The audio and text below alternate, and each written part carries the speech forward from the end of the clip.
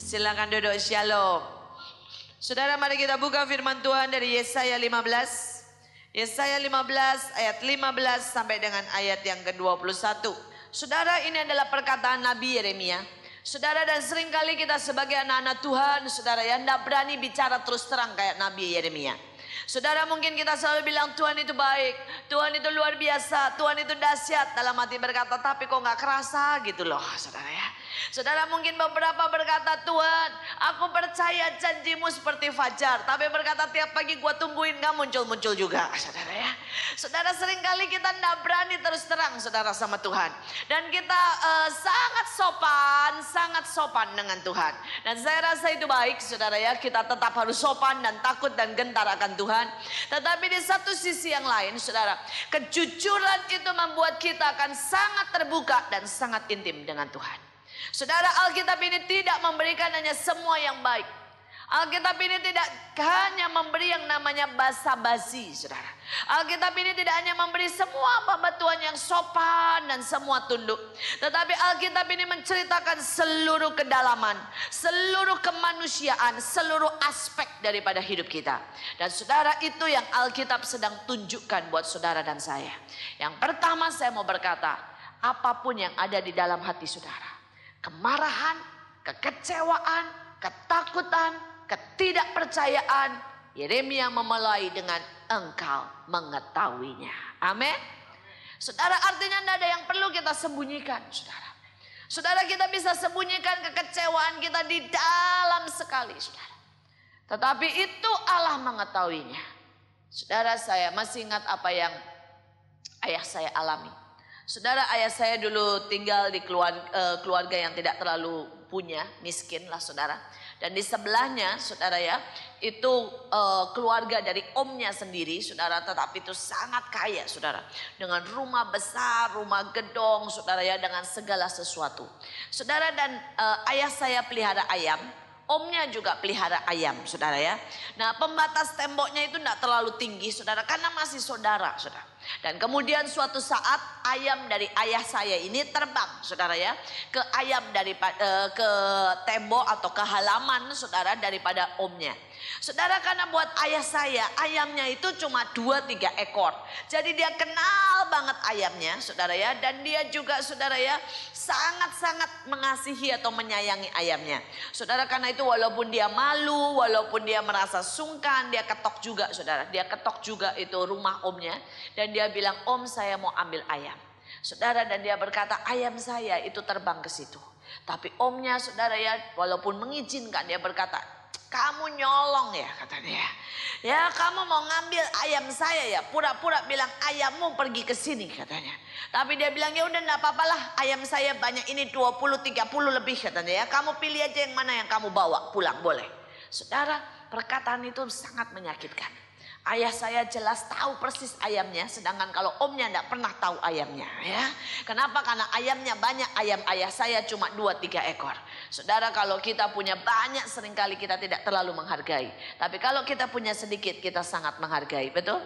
Karena itu kadang-kadang Allah perlu buat kita ya kehilangan banyak hal supaya kita bisa menghargai apa yang ada. Kadang-kadang saudara, cara Allah memang menyakitkan. Saya lihat ada banyak orang, saudara, pada waktu dia memiliki segalanya, saudara, dia tidak menghargai apa yang Allah taruh dalam hidupnya.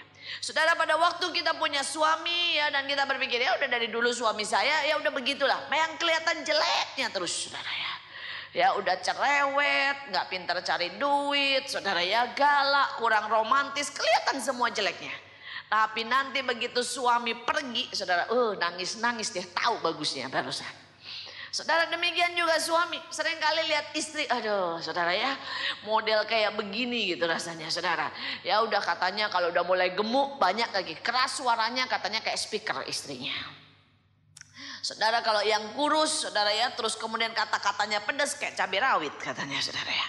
Pokoknya komentarnya udah jelek aja semuanya. Ya, tetapi saudara, pada saat saudara nanti istrinya saudara sakit atau istrinya tiba-tiba mesti pergi jauh, saudara baru tahu betapa berharganya. Saya berdoa supaya kita tidak menjadi orang yang seperti itu. Saya berdoa supaya setiap dari kita bisa bersyukur dan bisa menghargai apa yang ada di tangan kita hari ini. Amin. Saudara, hargai setiap anak-anak yang Tuhan beri. Hargai setiap pelayanan yang Tuhan beri. Hargai setiap saudara ya teman-teman yang Tuhan beri. Hargai setiap kesempatan yang Tuhan beri. Karena apapun yang Tuhan beri itu sangat berharga. Dan seringkali saudara, kita baru benar-benar tahu nilainya kalau itu diambil dari hidup kita. Saudara, karena itu saya berkata, mari saudara, jangan pernah biarkan apapun yang Tuhan taruh dalam hidup kita lewat dan tidak kita nikmati dan tidak kita sungguh-sungguh kembangkan. Karena sekali waktu kita akan menangis pada waktu itu diambil daripada hidup kita. Nah saudara, kembali pada waktu itu saudara, ayah saya jelas langsung ambil ayamnya dan dia kenali baik dan dia pulang. Kelihatannya tidak masalah saudara, kelihatannya tidak pernah ada masalah. Saudara, dia berkata ya sudah, memang orang kaya seperti itu dan dia toh tidak melarang. Dia cuma menuduh saya mencuri atau mungkin istilahnya menghina, tapi buat saya selesai. Saudara, tetapi kemudian bertahun-tahun kemudian kaki ayah saya itu eksim. Itu menimbulkan satu alergi saudara ya, yang terus kulitnya mengelupas. Tidak pernah bisa saudara untuk sembuh. Dikasih obat apapun dari satu dokter ke dokter lain saudara ya. Saudara, itu tidak pernah bisa mengelupas. Sampai sekali waktu dia berurusan dengan Tuhan dan dia nangis berkata, Tuhan, ini kaki terus berkelupas. Sampai yang namanya kuku itu bisa copot saudara. Dan dia berkata, kenapa ini? Kenapa? Ya sudah ke dokter manapun tidak sembuh. Dan pada waktu itu Tuhan kasih satu penglihatan. Dia lihat di dalam hatinya saudara, ada satu yang hitam dan pahit sekali. Dan itu menggerogoti saudara seperti kanker. Dan dia berkata, itu apa? Pada waktu Tuhan angkat, langsung yang teringat adalah perkataan omnya. Ya kamu kesini mau nyuri ayam kan? Bilang aja, gak usah pura-pura ayammu pakai terbang kesini. Saudara, perkataan itu langsung. Pada saat itu ayah saya mulai bisa geram sekali. Dan dia berkata, saya bukan pencuri. Saya tidak pura-pura ke situ. Saya sungguh-sungguh kenal ayam saya. Dan Tuhan cuma perlu satu kata. Tuhan berkata, ampuni nak, ampuni. Sekecil apapun, itu bisa menjadi sebuah kanker yang bisa menggerogoti hidupmu. Saudara, dan saya berdoa dan saya berharap saudara mengerti. Kenapa Allah itu mau kita jujur? Karena tanpa kita sadar, seringkali ada banyak yang kita simpan di dalam. Dan itu mematikan banyak hal dalam hidup kita. Sejak ayah saya meletakkan itu, dia cuma dengan air mata berkata, aku mengampuni, selesai. Saudara, dan dia sembuh total, saudara, sampai hari ini. Saudara, saya tidak tahu apa yang ada di dalam saudara. Saudara, ada banyak orang Kristen stuck, saudara. Tidak pernah berhenti, tidak pernah bisa bertumbuh di dalam Tuhan. Orang mau nubuatin apapun, dia mau dengar janji apapun, saudara ya, dia bilang amin di mulut, di hati bilang itu buat orang lain, tidak buat saya. Saudara, seringkali ada kekecewaan yang begitu dalam. Bahkan itu mungkin terhadap Tuhan. Tapi saya berdoa, sekali lagi, permulaan ayat 15 hari ini disebutkan, Tuhan mengetahuinya. Jadi, percuma kita sembunyikan apapun dalam hati kita. Percuma kita suci. Percuma kita coba sopan. Percuma kita tutupi dengan begitu rupa manisnya. Percuma saudara benari di hadapan Tuhan di dalam sini. Gua kagak pengen naik gitu ya. Tapi jangan dibalik. Kalau saudara sedang sangat sedih. Tapi saudara bisa berkata begini. Tuhan, aku lakukan ini untuk Engkau. Aku tetap menari buat Engkau. Itu akan jadi persembahan yang hidup. Tapi kalau dibalik. Engkau sangat sedih, tapi engkau tutupi begitu rupa. Dan engkau berkata, sudahlah. Itu tidak menyelesaikan. Itu merupakan kemunafikan yang disimpan di dalam. Hari ini mari selesaikan apapun yang ada di dalam hidup saudara. Selesaikan setiap kekecewaan. Selesaikan setiap kepahitan. Selesaikan bahkan setiap ketidakpercayaan yang ada dalam hidup saudara. Supaya itu tidak mengganggu. Supaya itu membuat saudara lepas, merdeka. Dan bisa berjalan terus. Saudara, kemudian kita lihat ayat yang ke-16. Apabila aku bertemu dengan perkataan-perkataanmu, maka aku menikmatinya. Firman-Mu menjadi kegirangan bagiku dan menjadi kesukaan hatiku. Sebab nama-Mu telah diserukan atasku, ya Tuhan Allah semesta alam. Saudara, hari-hari ini adalah hari-hari yang jahat. Ada begitu banyak hal yang akan terjadi dalam hidup saudara dan saya. Saudara, serangan-serangan kuasa gelap. Dan saya sedang menghimbau dan saya sedang memanggil setiap orang untuk berdiri sebagai prajurit Allah. Bukan hanya sebagai orang yang lemah, sebagai orang yang duduk diam pasrah. Tetapi saya mau berkata, bangkit berdiri. Ya, karena pertahanan yang terbaik adalah menyerang. Ingat itu. Pertahanan yang terbaik adalah menyerang. Saudara, kalau saudara diam saja, kita sudah kecolongan terlalu banyak. Saudara, saya mau beberapa share sama saudara. Ada beberapa saudara ya penglihatan yang sangat mengerikan. Saudara, yang pertama itu adalah seperti kelelawar besar itu ada di atas Indonesia. Saudara, dan kelelawar ini saudara sedang berusaha merusak setiap kebun buah-buahan. Saudara, dia tidak mencari orang Kristen yang tidak berbuah, tapi dia sengaja mencari orang Kristen gereja-gereja yang sedang berbuah. Saudara, dan gereja-gereja yang sedang berbuah, pelayanan-pelayanan yang sedang berbuah, orang-orang Kristen yang berbuah, itu akan dirusak dengan kelelawar ini sampai didapati tidak bisa saudara berdiri lagi dan tidak ada buahnya, supaya perkenanan Allah hilang dalam hidupnya. Saudara, ini mengerikan. Kalau saudara berbuah, saudara hari-hari ini hidupmu oke. Saudara sedang bisa angkat tangan dan berkata, God, luar biasa hidup. Tuhan itu ajaib. Hati-hati. Ada kelelawar yang sedang mengintai dengan jelas dalam hidupmu. Saudara, yang kedua. Saudara, ada beberapa orang melihat yang namanya pasukan maut, saudara. Itu sudah ada dan dekat sekali dengan Indonesia. Saudara, mereka merencanakan sesuatu yang sangat mengerikan atas Indonesia. Saudara, kalau saudara lihat apa yang terjadi di Bom Bali, saudara, itu sebenarnya direncanakan lebih parah. Dan ini belum apa-apa. Saudara, teroris sedang merencanakan lebih dan lebih dan lebih lagi, saudara, untuk menghancurkan Indonesia. Kalau saudara lihat flu burung, itu belum apa-apa, saudara. Saudara, ada begitu banyak saudara flu-flu yang akan keluar. Saudara, dan kalau saudara baca koran, baca internet, saudara baca segala sesuatu, saudara akan tahu bahwa flu burung yang hari-hari ini terjadi itu sudah menjadi regenerasi. Mereka sudah menjadi satu dengan flu manusia. Mereka sudah juga berubah kode genetikanya. Sehingga akibatnya saudara ada begitu banyak bahaya. Di mana akan ada ledakan flu yang lebih mengerikan. Saudara, yang belum bisa diketemukan obatnya. Saudara, di mana nanti antibiotik saudara ya. Atau obat-obatan tidak manjur lagi. Karena itu sudah menjadi begitu kuat saudara. Terhadap segala macam jenis yang ada. Nah saudara, tetapi saya bicara ini bukan untuk menakutkan saudara. Tapi saya bicara ini supaya saudara dan saya hari-hari ini bangkit. Dan saudara hari-hari ini siap sedia. Hari-hari ini saudara mau mulai menjadi pendoa-pendoa. Saya berdoa supaya setidaknya saudara ambil waktu ya untuk berbahasa roh 15 menit aja. Kalau saudara bisa berbahasa roh. Kalau saudara tidak bisa berbahasa roh, bersyafaat 15 menit.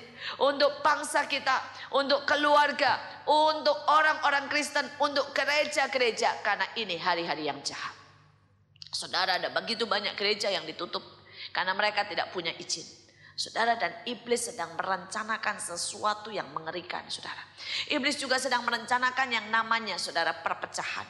Di mana-mana iblis mau goncang, saudara, supaya ada perpecahan. Saudara, antara gereja-gereja, antara rumah tangga, saudara, di rumah tangga suami istri dan sebagainya. Tapi dalam keadaan hari-hari ini saya mau berkata, mari tetap tinggal di dalam Dia. Amin. Saudara, berdiri teguh, berdiri teguh. Nah, bagaimana supaya saudara bisa berdiri teguh? Salah satunya, kuatkan dirimu di dalam firman. Saudara, hari-hari ini saudara tidak cukup hanya dengar firman Tuhan dari gereja, dari hamba Tuhan, saudara. Tapi hari-hari ini saya berdoa supaya saudara masuk di dalam firman-Nya. Dikatakan, apabila aku bertemu dengan perkataan-perkataanmu, maka aku menikmatinya. Saudara, hari-hari ini saudara jangan cuma baca firman seperti logos. Tapi saudara harus berkata, Tuhan wahyukan sesuatu. Bicara sesuatu. Pegang aku hari ini. Beri aku kekuatan sesuatu. Supaya aku bisa melewatinya. Saudara, kalau saudara hari-hari ini tidak benar-benar bergaul dengan firman-Nya, saudara akan dibuat rontok, saudara. Saudara akan dibuat goyang. Saudara, ada begitu banyak serangan yang membuat saudara bisa gemetar, saudara, rasanya. Tapi saya percaya kalau saudara kuat di dalam firman, kuat di dalam firman. Tiap pagi saudara berkata, bicara Tuhan, bicara Tuhan. buat aku makan, buat aku benar-benar dapat rema, dapat sesuatu. Maka saudara akan kuat apapun yang terjadi. Amin. Saya masih ingat saudara beberapa tahun yang lalu. Pada waktu itu pagi saya berdoa. Dan kemudian pada saat itu Tuhan bicara dengan sangat jelas. Tuhan bicara lewat firman-Nya saudara. Di mana Tuhan berkata, aku pegang kendali. Tuhan berkata, aku pegang kendali. Saudara, saya pada waktu itu tidak tahu apa yang akan terjadi. Tapi ada satu ayat yang tiba-tiba muncul dengan sangat kuat. Dan Tuhan berkata, seluruh alam semesta, akulah yang menjalankannya. Akulah yang menggerakkannya. Dan dia dengan kata-kata yang sangat kuat di hati saya. Dia bilang, aku pegang kendali. Saudara, begitu saya pagi pergi, saudara ya. Mobil saya dipakai untuk mengantar anak-anak sekolah. Tiba-tiba saudara, mobil saya yang baik-baik, saudara, ada truk mundur. Ceker, saudara, itu di depan langsung buka, saudara. Jadi kapnya langsung ke atas, saudara. Saudara, dan kemudian saya lagi oke, saudara. Tiba-tiba saya dapat telepon dari suami saya. Suami saya sudah ada di rumah sakit, saudara. Rupanya pada waktu dia berangkat, saudara ya, pergi saudara ke kantor, itu di jalan dia tiba-tiba kayak orang hilang. Di tol, saudara ya, tiba-tiba kayak orang hilang. Tapi saya berkata, luar biasa, Allah tetap pegang kendali. Pingsan saudara di tol sembari nyetir. Tapi itu cuma beberapa detik saudara, dan dia sadar lagi. Sampai saudara akhirnya dia sampai di kantor, dia berpikir ada apa dengan saya. Saudara, dan kemudian sampai di sana di kantornya ada rumah sakit, ada tempat lab, dan bukan rumah sakit, ada apa itu dokter, ada tempat lab buat pemeriksaan darah dan sebagainya. Dia bicara sebentar saudara sama dokternya, dan dokternya berkata coba ke lab. Saudara, dan pada waktu itu dites saudara SGPT, SGOT-nya saudara ya, levernya ternyata sangat tinggi saudara. Dan itu yang membuat dia hilang kesadarannya saudara. Ya saudara, dan dokter berkata enggak bisa pulang, enggak bisa nyetir, kamu mesti segera masuk rumah sakit. Saudara, dan pada waktu saya sampai rumah sakit, saya tanya nih sama dokternya, dok kondisinya bagaimana? Dia bilang ini komplikasi lever. Dan dia berkata kalau bisa dalam 1 tahun sembuh, itu sudah baik. Dia bilang parah, rusak levernya. Saya lemas saudara, saya tidak pernah tahu apa-apa. Dan suami saya tanya, kamu ini gimana sih? Dia bilang, ya kadang-kadang panas dingin capek biasalah katanya ya. Jalan terus. Memang di kami itu, di keluarga kami tidak ada model cengeng-cengengan, itu tidak ada saudara. Saya modelnya juga begitu saudara ya, panas dingin capek itu udah biasalah, jalan terus saudara. Suami saya juga begitu, anak-anak saya juga begitu saudara. Nah saudara, sehingga kami tidak pernah juga periksa-periksa seperti itu. Ada seringkali kepada waktu sudah sangat parah saudara ya, baru terjadi. Nah saudara, saat itu saya sampai lemas, dokter bilang kalau 1 tahun bisa sembuh. Dokter berkata kepada saya, Bu, kamu mulai urus saja cuti 3 bulan. Karena setelah 3 bulan cuti baru boleh kerja pelan-pelan. Ya setelah itu pun tidak bisa full. Jadi biar perusahaan mulai ngerti. Saudara, saya berkata sama suami saya, dan suami saya bilang enggak. Saudara, belum selesai itu saudara ya. Pulang anak-anak sakit semua kena flu. Saudara, dan yang paling membuat saya pada waktu itu sampai tersenyum saudara ya, adalah pada waktu saya pulang malam selesai pelayanan jam 9. Saya mau masuk saudara ke rumah, saya pegang handle pintu saudara. Handle pintu itu bisa coplok saudara ya. Tak tahu kenapa lepas saudara juga. Saya berpikir ini apa yang terjadi? Semuanya sepertinya menimpa. Sampai tidak bisa masuk lewat situ, akhirnya harus lewat dapur saudara ya. Seolah-olah iblis ingin membuat hidup saya runtuh. Seolah-olah iblis ingin membuat saya marah. Seolah-olah iblis ingin berkata, lihat semua lepas dari genggamanmu. Anak-anak sakit tidak bisa ngantar sekolah karena mobil ditabrak. Ya, kemudian suami sakit, kamu harus tetap pelayanan. KKR ada. Dan kemudian rumah seperti ini berantakan saudara. Tapi saya bersyukur karena sebelumnya Allah sudah berkata, aku pegang kendali. Aku pegang kendali. Saat itu saya cuma bisa nangis dan berkata, aku percaya. Aku percaya. Saudara, tetapi bukan berarti semuanya berlalu begitu saja. 3 hari lewat saudara. Dan hari yang ketiga saya mesti pergi saudara ya, ke Surabaya waktu itu. Sedangkan keadaan suami saya tidak tambah baik. Secara manusia saya lihat dia tambah parah.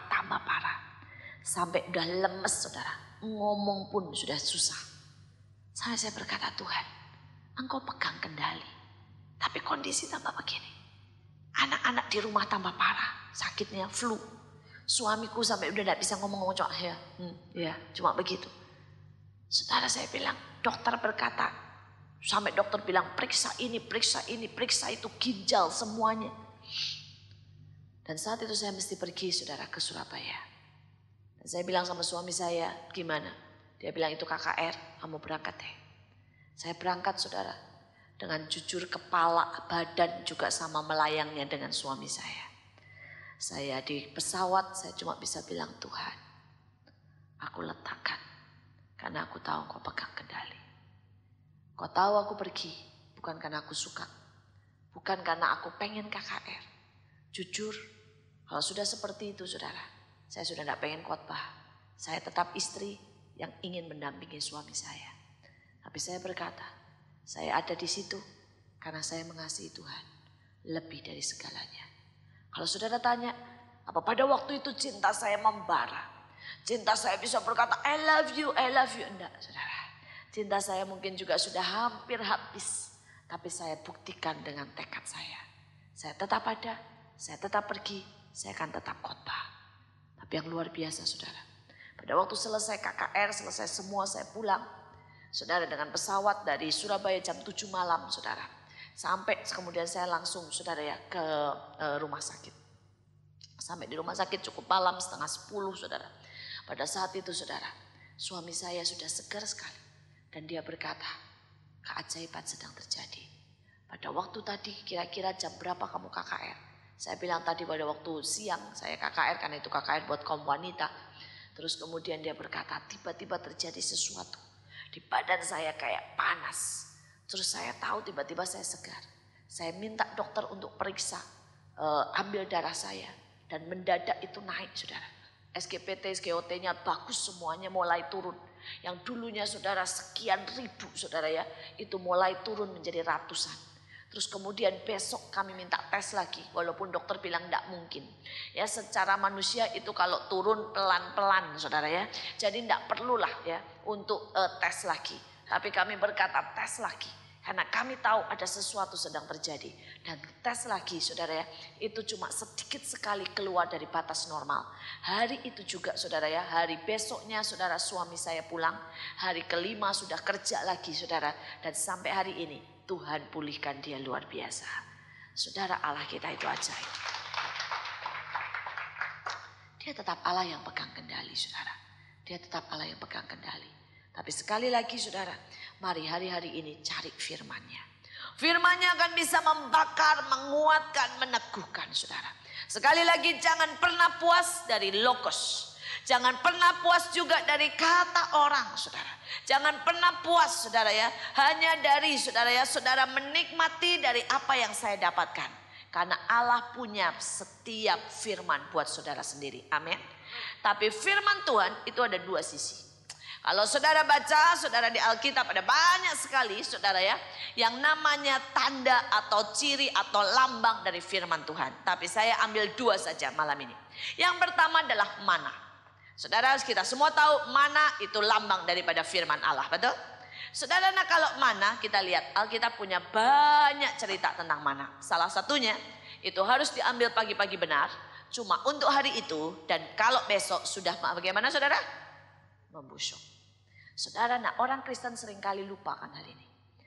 Ada mana yang Allah sediakan setiap pagi.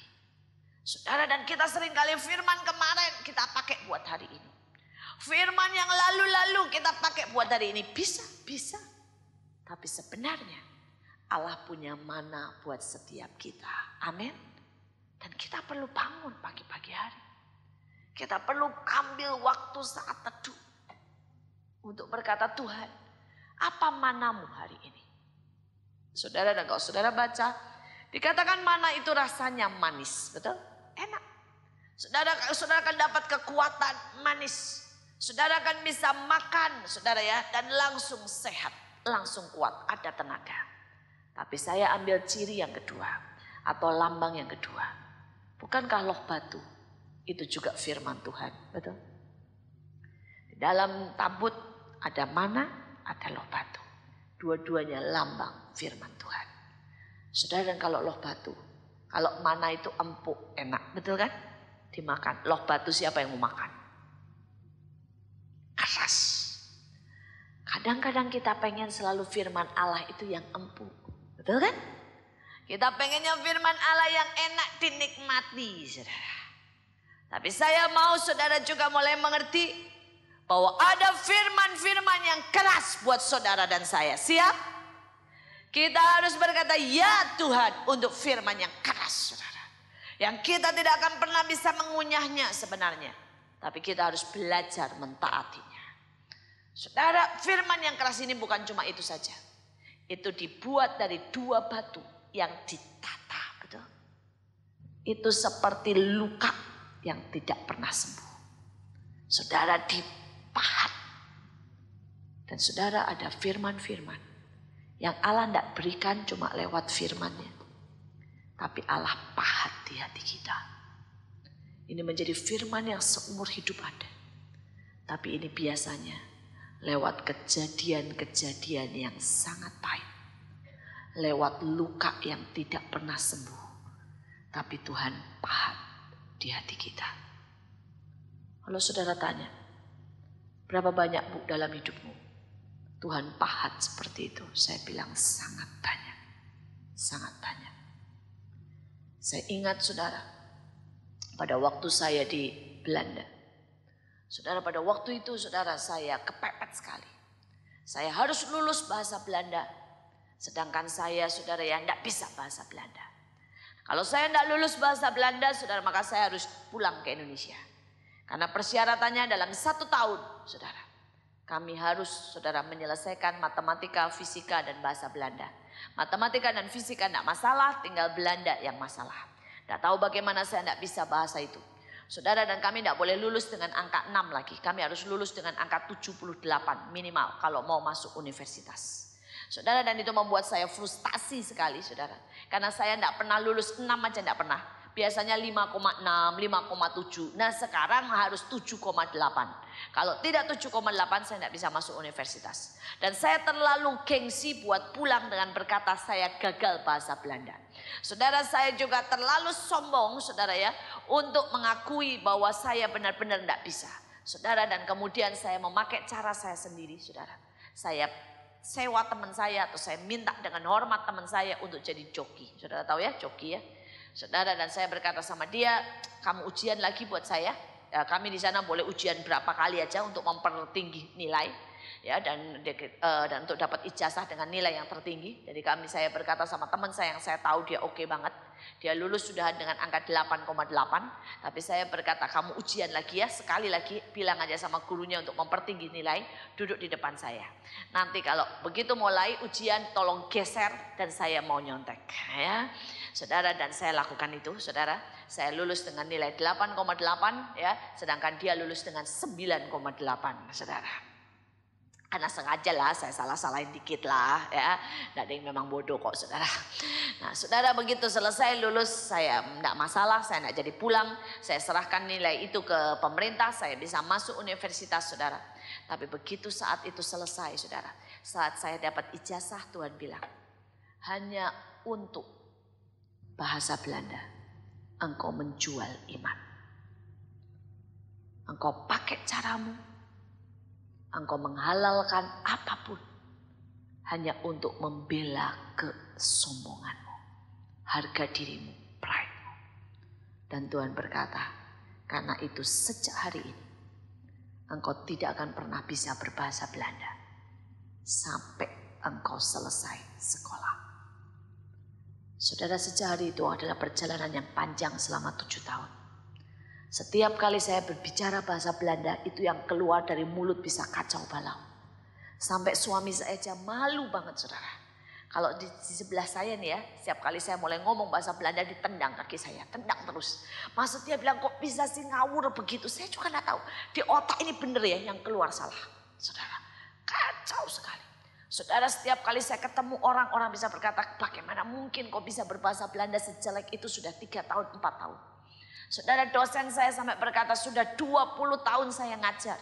Saya tidak pernah ketemu orang berbahasa Belanda sejelek kamu. Saya tidak bisa ngerti saudara. Itu benar-benar kata Alkitab saudara ya. Mulut ini Tuhan yang megang. Kalau mulutmu jadi keluh-keluh beneran saudara. Saudara tahu kan? Ini keluh itu begitu saudara. Kacau, ngomongnya kacau, segalanya kacau saudara. Saudara saya tahu persis. Dan itu merupakan 7 tahun yang sangat menyakitkan saudara. Walaupun saya bisa lulus karena anugerah. Tapi setiap hari makanan saya adalah tertawaan, hinaan orang-orang saudara. Itu merupakan luka yang tidak pernah sembuh. Tapi itu merupakan peringatan yang tidak pernah saya lupa. Saya tahu Allah itu penuh kasih. Tapi Allah sedang berkata sama saya, jangan pernah jual imanmu untuk apapun juga. Saudara, ada begitu banyak hal yang Allah harus lukai saya. Karena saya punya begitu banyak kekerasan dalam hidup ini. Saudara, Allah melukai saya dengan banyak hal, saudara. Tapi sampai hari ini saya bersyukur untuk setiap luka yang Allah buat.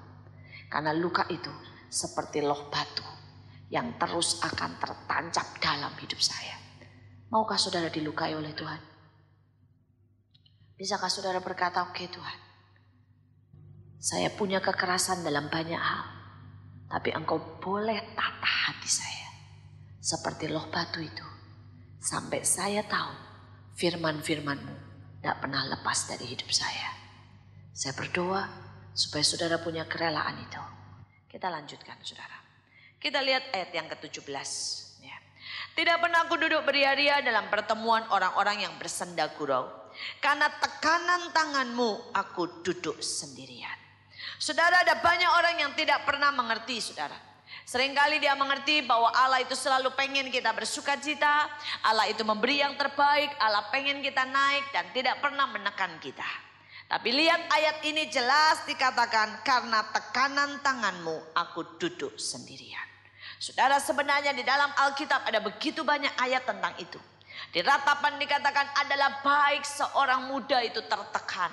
Saudara, Daud pun berkata ya bahwa engkau menindas aku. Saudara, rupanya Ayub juga berkata, Ayub berkata, engkau menguliti aku, saudara ya. Saudara, rupanya ada hari-hari, saudara, di mana Allah perlu menekan kita. Allah perlu menindas kita. Allah perlu merobek kulit kita.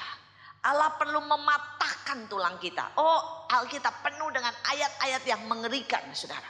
Pada waktu saya baca dikatakan Allah memukul dengan cambuknya tidak henti dalam hidupku. Saudara, saya berkata, Tuhan, rupanya nabi-nabi zaman dulu punya banyak kata-kata yang mengerikan dengan tanganmu. Dan Tuhan berkata, iya. Hari-hari ini ada banyak orang Kristen yang tidak pernah siap melihat tangan Tuhan yang keras. Kita cuma mau dengan tangan Tuhan yang melembut, membelai kita. Tangan Tuhan yang berlubang paku, yang menebus dosa kita. Sehingga kita berpikir, 10.000 kali pun atau 1.000.000 kali pun kita salah, kita akan tetap berhadapan dengan tangan yang berlubang paku, yang selalu berkata, aku mengampuni. Di satu sisi itu betul, tapi di satu sisi, hari-hari ini Allah akan mulai menunjukkan kembali tangannya yang keras. Kenapa? Karena sudah waktunya anak-anak Tuhan dididik dengan keras untuk menjadi prajurit-prajuritnya. Amin. Maukah saudara mulai bertemu dengan tangan Tuhan yang keras? Bisakah saudara berkata, lakukan Tuhan. Berapa kali dalam hidup saya Allah mematahkan tulang saya. Tulang bicara tentang kekuatan. Apa yang saya pikir saya bisa handle. Apa yang saya pikir itu kekuatan saya. Itu yang dicabut Tuhan dalam hidup saya, saudara. Pada waktu Allah mencabut kekuatan saya, maka saya baru tahu artinya berkata, hidup ini anugerah. Saya baru tahu artinya bergantung sepenuhnya dengan Tuhan. Saudara, seringkali Allah perlu menguliti saya. Saudara, kulit ini bicara sesuatu yang menutup, yang membuat kita indah. Saudara, pada waktu kulit itu dicabut, saudara, yang kelihatan itu sangat mengerikan, daging dengan otot-otot yang jelek. Saudara, kadang-kadang Allah perlu membiarkan yang kita tutupi dengan sangat bagus itu ditarik, dikelupas. Saudara. Kita menjadi begitu jelek, saudara. Tapi disitulah sebenarnya kejujuran, ketransparanan sedang Allah bawa dalam hidup kita. Kalau saudara pelajari Alkitab, Allah tuh tidak pernah tutupi kejelekan hamba-hambanya. Saudara, semua yang dipilih oleh Allah bukan orang sempurna. Karena memang tidak ada orang sempurna. Coba sebutkan saya. Saudara, yang namanya bapak orang beriman, Abraham, itu penakut dan pengecut. Betul? Sampai membela istrinya aja gak berani. Bilang sama istrinya, daripada ya nanti kita ketangkep dua-duanya, dibunuh ya, ngaku saudara. Ya, supaya kalau misalnya Firaunnya atau rajanya suka sama kamu, saya dibaik-baikin, saya dapat emas, saya dapat kambing, dapat sapi, udah nggak apa-apa kamu dipakai, betul nggak? Kira-kira kalau saudara punya suami kayak begitu, saudara bilang itu bapak orang beriman atau pengecut? Bukan pengecut, jual istri namanya, betul toh? Dan kita berkata Abraham bapak orang beriman. Saudara, Allah itu tidak cuma tunjukkan yang baik. Dia bilang itu kenyataannya. Itu kenyataannya. Tapi anugerahnya merubah pengecut menjadi orang beriman. Mengubah pengecut menjadi orang beriman. Saudara, kita mau bicara tentang Daud. Bukankah Daud itu orang yang berkenan di hati Allah, betul? Yang hatinya nempel sama Tuhan, betul? Cari dari Alkitab saudara, banyak banget Daud itu pembohong. Kalau ditanya nih sama raja, dari mana? Sama orang-orang Filistin. Dia bilang dari situ, dari tempat orang Israel. Padahal dari tempatnya orang Filistin, dihabisin juga sama dia. Pembohong ulung tuh saudara. Pejinah. Sampai istri pengawalnya yang setia dilalap, betul kan? Dia pada waktu ditanya siapa itu? Orang enggak bilang loh saudara. Oh, orang lain enggak kenal. Enggak. Dia orang langsung bilang istri Uria. Dan dia tahu itu salah satu anak buahnya yang sangat setia. Dan kalau saudara tahu itu juga ya cucu dari Ahitofel, penasehatnya sendiri. Seharusnya kalau Daud tahu utang budi namanya. Daud tahu diri dikit deh saudara ya. Maka Daud berpikir enggak deh. Gua nggak ambil dari orang yang loyal sama saya. Saya nggak ambil cucunya dari penasehat saya. Nggak peduli tuh. Istilah Daud, gua suka, gua makan juga. Ini orang bukan nggak tahu diri lagi. Sadis. Nggak bisa punya penguasaan diri. Saudara, kalau saudara baca lebih lagi, kalau dia perang, saudara, dia habisin semua. Bahkan perempuan yang mengandung dia belah. Ngeri. Saya sampai berpikir Tuhan, orang model kayak begitu kamu suka? Kalau Tuhan bilang ya itu Tuhan ampuni. Oke, sampai tuanya. Dia sudah tua, dikatakan badannya dingin. Dia minta apa? Perempuan cantik suruh menghangatkan dia. Betul tak? Kalau orang bilang itu kan dikasih. Kalau enggak Daud yang minta, siapa yang mau ngasih? Sampai sudah tua. Pokoknya tahu diri dikit kayak sama istrinya. Enggak, minta yang baru, grace muda, daun muda. Menurut saya ini pelecehan tingkat tinggi. Masa perempuan daun muda, gadis tercantik dipilih ratu se-Israel? Loh, dikatakan yang paling cantik loh saudara. Jadi ratu se-Israel diambil cuma suruh apa? Jadi selimut nganget-ngangetin. Saudara, ini pelecehan. Tapi Tuhan bisa berkata, ini orang di hatinya Tuhan. Betul kan? Tuhan mau berkata begini, nah, tidak ada yang baik. Manusia itu tidak ada yang baik. Kalau engkau tidak mengerti anugerahku yang menopang engkau. Saudara coba deh, jangan bangga dengan diri kita. Kalau sekali waktu Allah bongkar siapa kita. Kalau saudara tidak mencuri, belum tentu karena saudara itu punya komitmen. Karena memang tidak butuh mencuri mungkin. Dan tidak punya kesempatan mencuri. Benar. Saya dulu berpikir saya tidak akan pernah suka mencuri. Sampai saya di Belanda, saudara ya. Saya di Belanda dan saya kepepet, duit tidak ada saudara. Saya mesti menggambar. Dan di sana yang namanya kertas itu ditumpuk. Kertas yang gede, yang kecil, yang apa ditumpuk. Itu buat kepentingan sekolah. Tapi saudara jadi tidak boleh kita ambil. Itu buat kepentingan sekolah. Kalau sekolah yang suruh untuk proyek-proyek sekolah boleh. Tapi bukan buat kepentingan pribadi. Saudara, tapi kertas di sana itu mahalnya minta ampun. Apalagi kertas-kertas buat gambar arsitek, saudara. Yang A0, A1 itu mahal sekali, saudara. Saudara, dan jujur saudara ya, saya kepepet, saudara. Saya tidak punya duit, saya mesti buat proyek-proyek saya. Itu kertas di depan mata. Kalau guru saya suruh saya berkata, ambil kertas itu buat proyek. Suruh gurunya ngambil 1, saya ngambil 5. Yang 4 masuk saya, saudara. Dan saya lakukan itu berkali-kali. Sampai Tuhan berkata, lihat kan, selama di Indonesia kamu tidak pernah mencuri. Karena memang tidak punya kesempatan dan tidak butuh untuk mencuri. Begitu kamu punya kesempatan, begitu kamu butuh, begitu kamu kepepet, kamu menjadi pencuri ulung mendadak. Oh ya, saya jadi pencuri ulung mendadak, saudara. Walaupun itu cuma kertas, nyuri tetap nyuri, betul kan? Nyuri tetap nyuri. Dan saya tidak mencuri cuma kertas, saudara. Ya, saudara, di sana itu semua mahal. Saya butuh styrofoam buat bikin maket. Saya butuh plastik yang keren-keren buat bikin maket.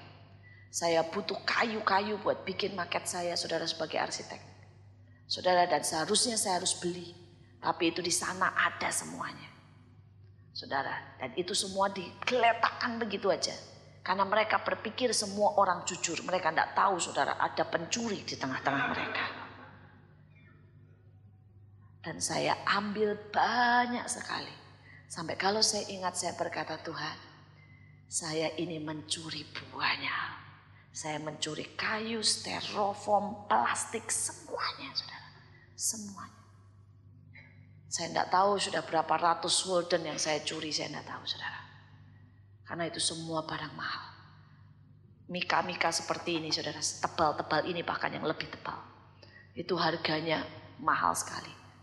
Dan saudara, untuk buat maket yang keren itu harus dibuat dari bahan-bahan seperti ini, saudara. Dan untuk beli saya tidak punya uang. Jujur, saya juga buat karena mencuri, saudara. Saya dapat semua bahannya dari mencuri. Saudara, sampai hari ini saya berpikir, Tuhan, kalau saya bisa jadi hamba-Mu, jelas bukan karena saya baik. Saya sadar benar karena anugerah. Saudara, tetapi tangan Tuhan yang keras itu sedang akan Allah buat di antara kita. Supaya kita belajar bertobat, mengerti, diperbaharui. Dan saya berdoa supaya saudara tidak marah pada waktu Allah menekan kita. Saudara tidak berontak pada waktu Allah membongkar semua yang di dalam hidup kita. Saudara tidak marah pada waktu Allah mematahkan setiap kekuatan kita. Tapi saya berdoa supaya hari-hari ini saudara percaya bahwa semua baik. Amin. Saya suka sekali lagu semua baik, sungguh teramat baik. Bukan karena hari-hari ini semua Allah buat baik, enggak. Karena saya berkata itu lagu harus lahir dari iman. Dan berkata apapun yang Tuhan buat semuanya baik. Amin. Sekalipun kita tidak lihat, sekalipun sakit buat badan kita, sekalipun menghancurkan banyak hal dalam hidup kita, saya berdoa supaya hari-hari ini saudara bisa berkata semua baik. Dan aku tahu itu semua membuat hidupku berarti. Amin. Saudara, kita lanjutkan. Saudara, kita lihat ayat 18. Kita lihat ayat 18 bagian bawah. Sungguh engkau seperti sungai yang curang bagiku, air yang tidak dapat dipercayai. Saudara, ini lebih lagi. Saudara dan saudara berkata, bagaimana mungkin hamba Tuhan besar bisa bilang Tuhan itu sungai yang curang, yang tidak bisa dipercayai. Padahal tiap kali kita berkata, aku percaya. Betul kan? Saudara, tapi sebenarnya saudara, ini sungguh keluar dari kejujuran dan dari kedalaman seseorang mengenal Tuhan. Semakin saudara mengenal Tuhan, maka saudara semakin tahu dia tidak orang yang bisa diprediksi. Dia bukan Tuhan yang bisa A tambah setelah A pasti B. Tidak. Allah bisa setelah A langsung ke Z atau tetap di A, saudara. Saudara, semakin saudara mengenal Tuhan, saudara akan tahu. Buat Tuhan 1 tambah 1 tidak pernah 2. 1 tambah 1 bisa 5, bisa 6 semau dia, saudara ya. Karena itulah Yeremia yang kenal Tuhan, dia berkata, dia seperti air curang. Kalau saudara tahu air yang curang itu maksudnya begini. Kalau saudara lihat air ya, sungai. Kelihatannya semuanya sama. Tapi begitu saudara jalan tiba-tiba saudara bisa gelap bolong di dalam. Betul tak? Kadang-kadang saudara kelihatannya bagus, tiba-tiba di satu titik itu air bisa memutar ke dalam. Di satu titik saudara air yang kelihatannya oke, saudara tiba-tiba arusnya bisa berbelok. Itu istilah air yang curang. Seperti air sungai yang tidak pernah bisa diprediksi saudara. Apa yang terjadi? Kelihatannya begitu jernih dan menarik sekali. Tiba-tiba di dalamnya ada piranha yang bisa bikin kita habis dimakan saudara. Itu artinya air yang curang. Artinya kita tidak pernah tahu apa yang terjadi di dalamnya saudara.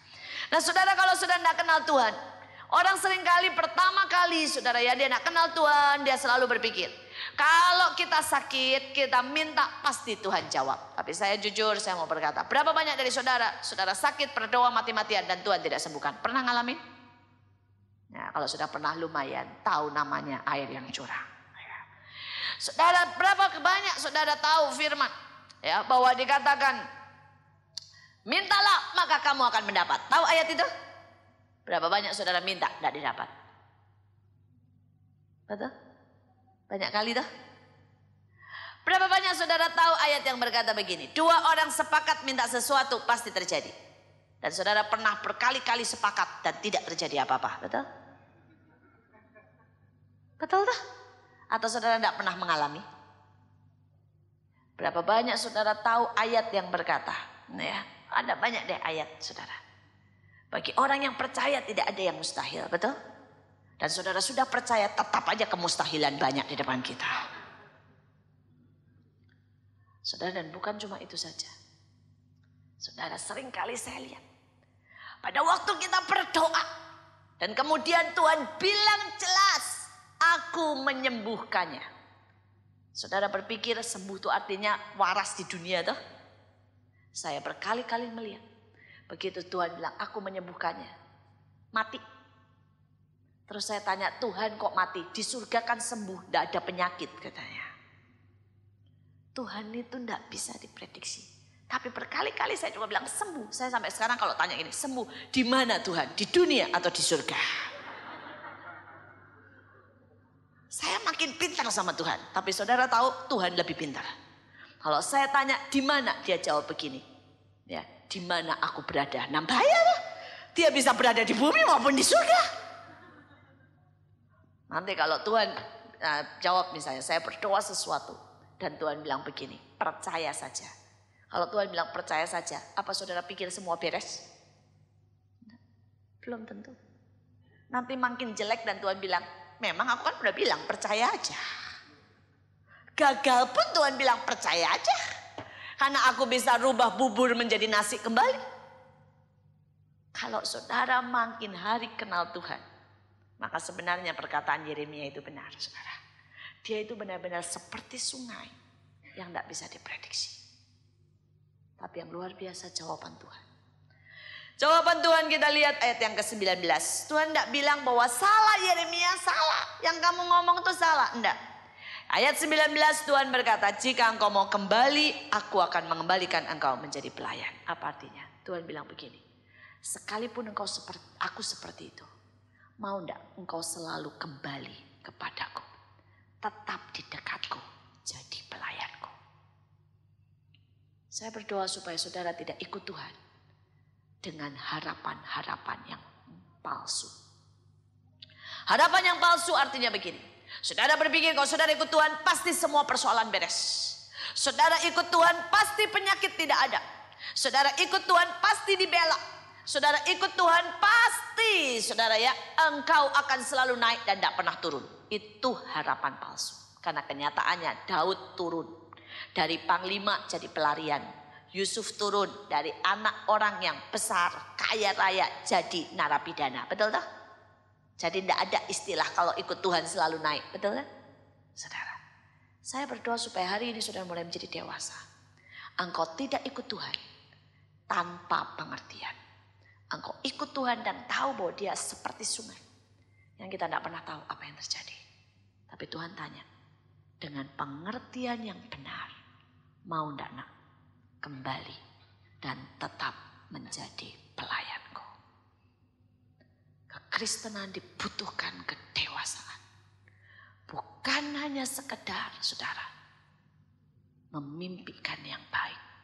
Ngerti jelas siapa Tuhan. Jadi pelayan artinya tidak menuntut, tidak mengharap, tidak minta pertanggungjawaban. Bahkan ada hukum yang sebenarnya tidak tertulis tapi kita tahu sama tahu. Ada istilah bos selalu benar, betul? Dan hukum kedua mengacu pada hukum yang pertama, bos selalu benar. Jadi Tuhan bilang mau jadi pelayan, itu hukumnya. Hukumnya apa saudara? Bos selalu benar. Ya. Bos selalu benar. Hukum kedua apa? Mengacu pada hukum yang pertama, saudara. Jadi Tuhan bilang, udah mau enggak percaya bahwa aku selalu benar? Aku selalu benar. Ya. Saya berdoa supaya saudara menjadi Kristen yang dewasa malam ini. Saya tidak sedang mengajarkan sesuatu yang muluk. Tapi saya berdoa saudara menangkap. Dan kemudian Tuhan berkata, kalau engkau seperti itu, Tuhan bilang ayat 20. Terhadap bangsa ini aku akan membuat engkau menjadi tembok berkubu. Artinya Tuhan berkata engkau akan menjadi kuat dan semakin kuat. Tidak tergoncangkan. Orang boleh banyak menyerang datang. Kita akan tetap berdiri teguh di dalam Tuhan. Dikatakan aku akan menyertai engkau, menyelamatkan dan melepaskan. Amin. Saudara, caranya bagaimana? Tidak tahu. Waktunya kapan? Tidak tahu. Menyelesaikan, melepaskan, menyertai caranya. Apakah lewat jalan yang mulus atau lewat jalan yang berbelok? Lewat api atau lewat air? Tidak tahu. Tetapi Tuhan berkata, aku melepaskan, menyertai dan menyelamatkan. Amin. Biar hari-hari ini saudara mengerti ini. Sehingga saudara tidak kecewa. Dan saudara tetap berkata, apapun Tuhan, aku menjadi pelayanmu. Mari kita berdoa.